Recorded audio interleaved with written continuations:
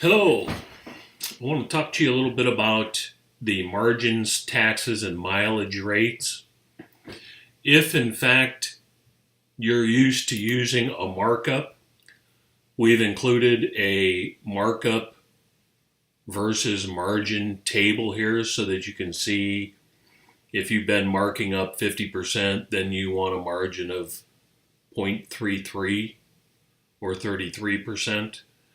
So we recommend that you use a 50% gross margin, because what that does is out of the gross margin, then you're going to pay for all of your overheads.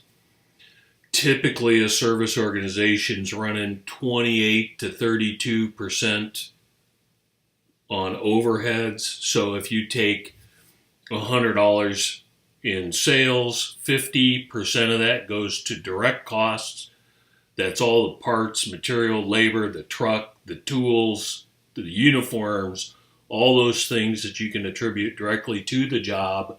And then the other $50 would be overheads and profits.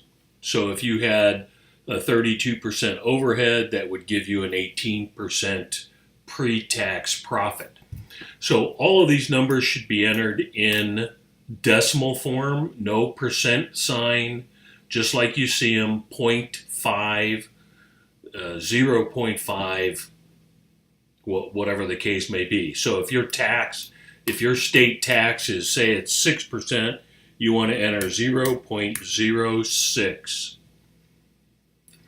Now your mileage rate is probably not a percent, it's probably a dollar figure, so enter that as a dollar figure. So it might be 1.25, whatever it is, then that will be the cost. It'll also be marked up in the same margin category as your materials.